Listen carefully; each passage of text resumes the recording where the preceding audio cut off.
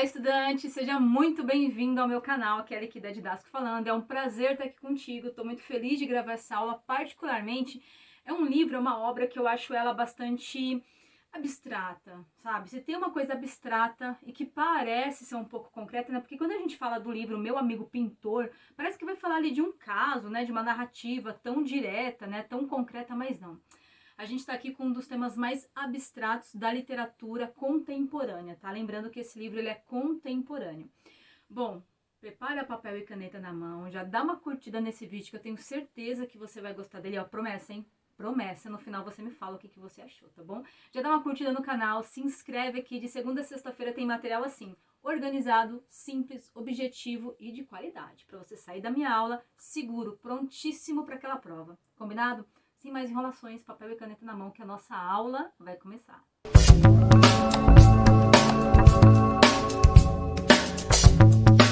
A obra do dia é da escritora contemporânea, inclusive eu tô gravando esse vídeo aqui em dezembro de 2023 e ela ainda é viva, tá? A Lígia Bojunga. Existe até a casa de publicação Lígia Bojunga, né, que é dela, da nossa escritora aqui. É uma das, digamos, das escritoras contemporâneas aí mais importantes, tá? Esse livro, pessoal, o Meu Amigo Pintor, antes ele tinha um outro nome, tá? Era 7 Contos e 2 Cartas. O nome antigo dele era esse, então se você viu isso daí ficou confuso, é o nome antigo e agora o nome atual é O Meu Amigo Pintor. Essa obra, ela é uma obra infanto-juvenil. Neste ano que eu estou falando aqui contigo, que eu estou preparando esta aula aqui para você com maior cuidado, com maior capricho, ela está sendo tema aí da UERJ, Universidade Estadual do Rio de Janeiro, tá? Então já deu para entender que a obra é boa, né? Que ela é super importante aí no cenário da literatura. Primeira parte da nossa aula, se liga só, a gente vai falar um pouco sobre a literatura, qual que é o ano de publicação, qual que é o estilo literário, qual que é o estilo de narrativa, sobre essa parte de literatura que a Pro gosta de colocar lá, tá? Foco narrativo, essa é a primeira parte da aula. A segunda parte da aula eu vou vir com a narrativa, um enredo, né, digamos, os personagens, o que fala essa história, Pro, tá bom? E por último eu vou trazer na nossa aula aqui uma análise, qual que é a mensagem, qual que é a reflexão e a cereja do bolo, quais temas de redação, quais eixos temáticos você consegue utilizar uma obra de renome, que dá mais credibilidade para sua redação, para, né, você alcançar aí uma nota bacana na redação. Combinado? Então, vem aqui, ó, comece anotando aí a primeira parte da aula, tá? O livro, ele é escrito em primeira pessoa, assim, é narrador personagem. Ele foi publicado em 1986, não tem um ano específico, tá? Não passa ali, sabe o tempo da obra? Professora, a obra foi escrita... Ela foi escrita em 1986, mas o tempo da obra, né? Aquela historinha se passa em que ano? Não tem uma data específica, mas como ela fala de um fato histórico que é a ditadura militar, e a ditadura militar foi de 64 a 85, então entenda aí que foi entre o ano de 64 e 85, porque dentro do livro, dentro da obra, não especifica o ano, tá? Olha só, isso daqui é uma narrativa em diário. É isso aí mesmo. Pro, qual que é o estilo do texto? Uma narrativa diário. Você percebe que os capítulos, eles são divididos em dias, tá? Ela coloca lá segunda, terça. Detalhe, não há uma linha organizadinha, tá? Às vezes ela faz um espaçamento, às vezes ela pula de uma terça para uma quinta, por exemplo, tá bom? Te falei também, né, que como a Lígia, ela é viva. Esse livro aí é de 1986, o ano de publicação dele, então ele faz parte do estilo de época contemporânea, a nossa literatura contemporânea, tá bom? Ah, detalhe, o espaço, né? Qual que é o local que aparece nessa obra? É de Serra, Rio de Janeiro, tá? Embora a nossa autora, ela seja de Pelotas, Rio Grande do Sul, seja uma gaúcha, o local ali, o espaço onde a obra se passa é Rio de Janeiro. É uma narrativa bem curta, pessoal. Se você pegar para ler esse livro aí, uma leitura muito bacana, muito boa, que você vai ver que você vai conseguir ler curtinho, tá? Bom, agora sim, te falei um pouquinho sobre a parte literária, agora vem aqui para nossa historinha, para o nosso enredo, tá? Se liga aí, ó. Te falei que era um conto infanto-juvenil, né? Uma narrativa infanto-juvenil. Show? O personagem principal é o Cláudio, ele tem 11 anos de idade, ele tem um amigo, o amigo dele é um vizinho, né? Ele mora no andar de cima de um apartamento e o amigo mora no andar de baixo. Esse amigo é muito mais velho do que o Cláudio. Não aparece o nome do amigo, tá? Em nenhum momento o texto cita o nome do amigo, é só o meu amigo pintor. Mas ele é muito mais velho, ele é um adulto, ele é um pintor.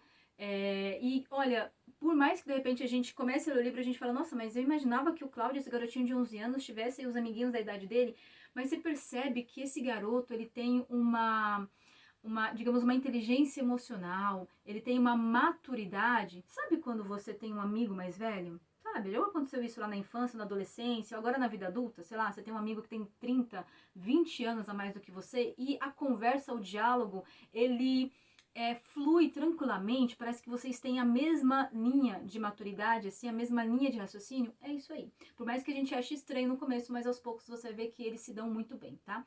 É mais ou menos assim, ó.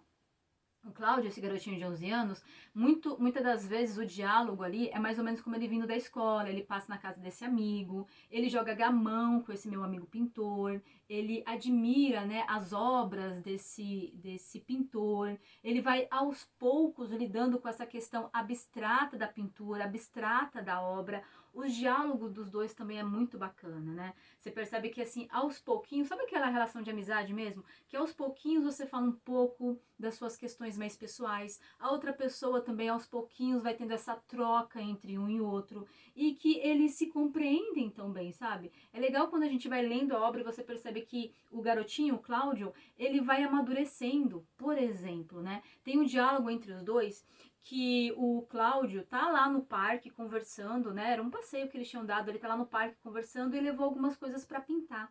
Aí ele tá pintando ali, ele começa a falar sobre as cores. Começa a falar sobre as cores, que digamos que o amarelo é quando ele tá alegre, que o marrom é quando ele tá mais triste, que o verde é quando ele tá mais esperançoso, que o preto é quando ele não consegue enxergar o que tá acontecendo, que o branco é quando ele sente uma leveza. Você percebe que existe até uma sinestesia, dá uma ideia de sentimento para as cores? Bom, e esse é mais um dos momentos que o Cláudio tá junto ali com aquele amigo pintor dele, tá? Já ainda, mais ou menos no começo do livro, antes da metade, Cláudio tá vindo da escola, ele decidiu passar na casa desse amigo para ficar lá, conversar, jogar gamão, enfim, bater um papo. Quando ele chega, ele se depara com uma cena. Por isso que eu falei pra você que, embora pareça uma questão muito concreta, mas tem uma questão muito abstrata aqui, tá? Já vou chegar lá. Guarda aí que eu vou chegar lá, principalmente no final dessa aula. Bom, e aí o Cláudio chega pra passar lá perto da casa do amigo dele e entrar lá no apartamento, bater um papo, conversar, jogar gamão, enfim. Mas quando ele chega, o meu amigo pintor está desfalecido, está caído ao chão. E ele vê aquela cena, ele fica meio incomodado, ele corre para pedir ajuda, aí chama o síndico, chama o pai, enfim, quando chegam lá, o nosso amigo pintor está falecido. É isso aí. O nosso amigo pintor faleceu, pessoal. Bom, aí começa algumas cenas do livro, onde o Cláudio vai pra casa dele, vai lá ficar no quartinho dele tentando entender. Olha só que cena que aparece aqui. Cláudio deita na cama, ele tenta entender o que está acontecendo, e aí ele fala mais ou menos assim: quando ele viu o amigo dele deitado ali, ele sentiu tudo preto. E aí ele foi pro quarto, agora ele tenta sentir como é que ele tá, e ele não consegue se enxergar. Parece que dentro dele tá tudo escuro. Você entendeu aqui a relação de sentimento com cor? Essa ideia de estar tudo preto, tudo perdido, de que ele não consegue ver os sentimentos, de que ele não consegue enxergar nada, transpareceu isso pra cor. Bom, aí segura aí. Aparece também uns momentos assim que ele ouve, tá? Até aqui a gente não sabe ainda o que aconteceu com o meu amigo pintor, o que aconteceu com a morte dele, qual a causa da morte. Aí ele tá lá dentro do quarto dele viajando ali, ele escuta o síndico que fala muito alto. Ele fala que é um cochichão, né? Sabe aquela pessoa que tem uma voz muito estridente, muito alta, né? Muito grave. E ele ouve o cochicho desse síndico explicando pro pai, pra mãe dele, enfim, que na realidade o amigo pintor dele tinha tirado a própria vida. É isso aí. A gente tá falando de matemática dentro de um livro que trata o luto. O luto, que parece uma questão muito tabu, né, dentro da nossa sociedade, principalmente quando é uma questão do luto de alguém que tirou a própria vida, e mais aos olhos de uma criança, sabe? Uma coisa assim, bem natural, bem de descoberta. Ele nunca tinha ouvido falar sobre aquilo. Aquela é a primeira vez que ele lidar com isso, e quando ele lidar, é um amigo dele. Você entendeu aqui como a questão é bem profunda? E aí ele fica naquele sentimento, ele tenta, tem vários partes do livro, né, assim, vários dias, que ele fica tentando entender o porquê. O porquê que o amigo dele fez aquilo. Aí agora a gente vai entender um pouco do amigo, tá? Anote aí por gentileza. O amigo dele tinha três paixões. Três paixões. Era a Clarice, que... Vou falar um pouquinho aqui, ó. A Clarice era uma namoradinha dele de quando ele começou a pintar, um pouco ali, sabe, na adolescência, começo da vida adulta. E aí, o que aconteceu? Tá na ditadura e ele é um artista. E dentro dessa arte dele, ele denunciava também muito sentimento, muita denúncia social. A arte dele era meio subversiva, sabe? Quando a arte, a música, ela denuncia algo, ela critica algo. E quando ele foi, né, fazer essas obras aí, ele foi denunciado. A gente sabe que durante o período da ditadura não havia, digamos aí, liberdade de expressão, né? E ele foi preso, ele foi recluso, né? Enfim. Quando ele ficou preso, ele até mandava cartas para Clarice, mas essas cartas não chegavam. Clarice ficou esperando ele e tal, enfim, mas ele lá preso durante alguns anos. Clarice seguiu a vida, ela achou que o Cláudio não estava ali mais interessado nela, enfim, porque não comunicava com ela não podia ter contato com o Cláudio. E daí ela casou, teve filhos, enfim, mas num belo dia, quando o Cláudio já saiu da prisão, ele, né, continuou morando ali pelo mesmo bairro, ele encontra o seu amor. Sabe, pessoal, quando é uma amizade ou quando é um amor, que assim, você fica muito tempo sem ver a pessoa, mas quando você vê, parece que você não tá um dia distante dela. Aquele sentimento, seja de amizade, né? Pode ser um amor, uma amizade que nutre um amor, ou pode ser mesmo uma relação ali entre uma mulher que nutre amor, né? Mas que aquele amor vem a chama, sabe? Ele sente no olhar tudo aquilo. E aí, quando eles se viram novamente, eles continuaram com aquela amizade. Então, por isso que a Clarice é uma das grandes paixões dele, tá? A segunda paixão dele é a pintura. Ele ama a pintura. Inclusive, tem um momento que ele fala tanto da cor da azul, como que ele gosta da cor azul, que quando ele sente a cor azul, é o único momento que ele tem paz, que ele se sente bem com ele mesmo, enfim. E a terceira paixão dele é a política. É isso aí. O nosso amigo pintor, ele é bem ativo na política. Sabe aquela pessoa militante mesmo, que ele coloca as suas ideias, que ele faz questão de colocar a sua opinião em todos os assuntos, que ele coloca a sua opinião na obra dele? É mais ou menos isso. É como se a obra fosse a expressão da opinião dele. É como se a obra fosse uma extensão dele. Sabe aqui? Sabe quando você aí, garota, garoto, gosta de colocar uma roupa que mostra a sua identidade? As meninas colocam uma maquiagem que mostra a identidade? Sabe quando tem algo na sua vida, o seu carro, a sua bicicleta, algo, o seu quarto, que é a sua identidade? Aquela obra era a identidade dele. E fazia muito mais a ideia da identidade política dele, sabe? Onde ele colocava a opinião política dele. É mais ou menos isso daí, tá? Bom, então essas eram as três paixões dele. E as três paixões vieram três frustrações. Por quê, frustração? Ele não casou com a Clarice. Ele não conseguiu ficar com ela. Lembra que ele foi preso lá enquanto estava namorando com ela e não conseguiu contato. Com a pintura, ele não era um pintor renomado, ele não era um pintor que tinha grande, digamos, destaque dentro do cenário artístico. E com a política, porque no momento que ele estava ali mais fervoroso da opinião política dele, ele foi preso.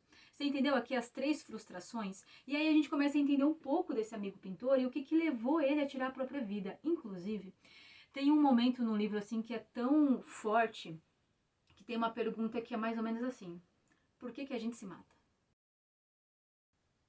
Pegou, né? É mais ou menos isso. É nesse momento que você parece que está lendo ali, sabe, um diário de fatos cotidianos concretos, e você para e te traz essa questão bastante abstrata.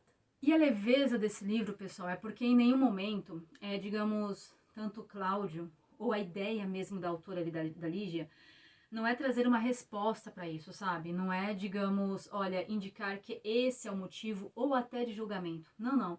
Em nenhum momento há o julgo. Como ele é uma criança, por isso que ela coloca ele de forma tão leve, ele tentando entender. Em nenhuma parte do livro ele consegue uma resposta para isso, mas como um bom amigo, ele tenta se colocar no lugar, ele tenta aceitar a situação, ele tenta ter empatia e não colocar um tabu sobre isso, e não, digamos, julgar o amigo dele. Essa é a mais interessante também, assim, o ponto do livro, até essa questão da amizade, a importância dos relacionamentos.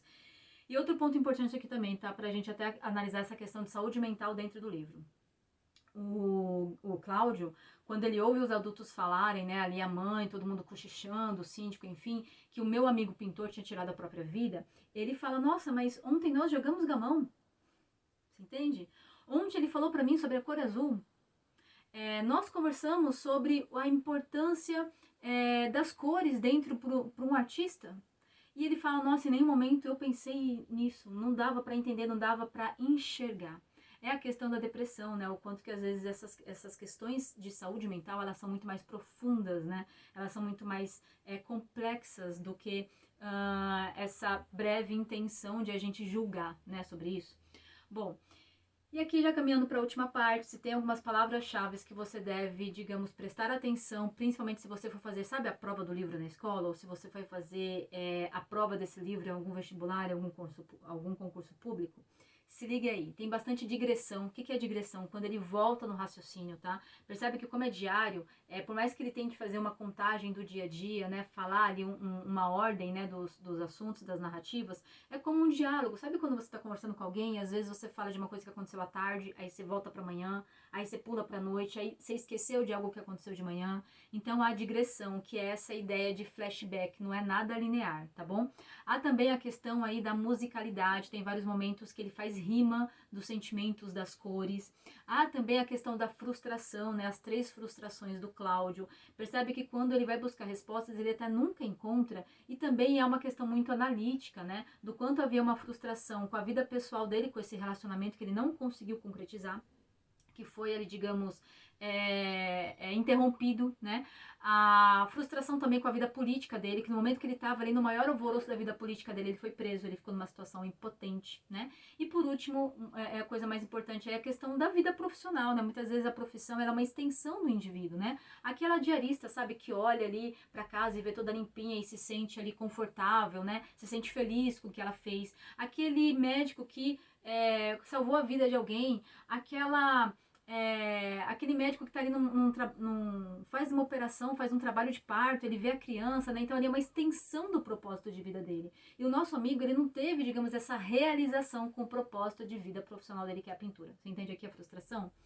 Bom, ponto importante para a gente também relacionar aqui tem uma comparação entre um relógio da casa do amigo pintor e a vida do amigo pintor. Tem um momento que ele fala que quando ele ouvia era um relógio muito antigo, um relógio de corda, um relógio barulhento, que ele ouvia lá do andar de cima da casa dele. Que quando ele ouvia aquele barulhão daquele relógio, é como que ele sabia que o Cláudio estava por lá. É que ele sabia, sabe quando você ouve a voz de alguém, você fala, nossa, que bom que a pessoa está aqui. Sabe? A presença da pessoa já te traz um pouco de agrado, de felicidade. E que quando o Cláudio partiu, aquele relógio nunca mais fez barulho, aquele relógio parou. Você entende aqui a comparação? Pegando esse fio da meada, você vai ter bastante figuras de linguagem, bastante digressão. Tem um pouco do aspecto também pessoal aí da autora. Olha só, o nome desse livro eu falei que era 7 Cartas e 2 Sonhos, não é isso? Porque antigamente esse livro aí ele foi inspirado em cartas que era para a pintora Tomi Otaki, que é uma pintora muito famosa aqui em São Paulo, principalmente na década de 80 e 90. Tem até um instituto, se eu não me engano, em Pinheiro, São Paulo, com o nome dela. E digamos que era cartas para essa pintora. Isso, você entendeu agora? Porque meu amigo pintor, entende? E ela foi adaptando essa obra, tá? Tem também a questão do espaço aí, o livro ele fala de Serra, Rio de Janeiro, e a Lígia Bojunga, ela morou muito tempo em Serra, Rio de Janeiro. Então tem uma questão muito de identidade dentro desse livro, tá? Identidade biográfica. E por último, não menos importante, pessoal, a questão principal aí, que é o ponto saúde mental. Lembra que eu falei lá no começo da aula, segura que no final eu venho com isso? É a questão do quanto que a depressão, o quanto que o suicídio, temas tabus na nossa sociedade, né? Até hoje a gente tem um pouco de dificuldade de falar sobre isso de forma leve, de forma empática, de forma científica, de forma humana, né? Porque além de tudo, a gente está lidando com um humano ali do outro lado, que ele tem questões tão complexas que a gente não consegue imaginar, né? Então esse livro ele deve ser usado no embasamento da sua redação quando for saúde mental.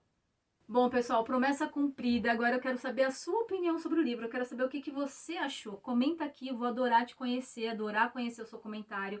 Coloque também se você, digamos, teve algum trecho do livro que você mais achou interessante, aquele que te tocou, sabe? Ou se tem alguma outra obra que você gostaria que a gente elaborasse aqui de forma assim, simples, organizadinha, direta para você mandar bem na prova, tá? E claro, se esse vídeo fez sentido para você, compartilha. Compartilha para aquele amigo, sabe? Aquela amiga que também vai prestar a prova, ou que gosta de ler, ou que você sabe que ela vai gostar do tema, do assunto, essa questão abstrata, essa questão de saúde mental, de cores. Compartilha com ela que eu tenho certeza que ela vai te agradecer. Agora sim, tá? Muito obrigada por hoje. Espero mesmo ter colaborado e você já sabe, né? Gabarita essa prova. Eu fico torcendo aqui.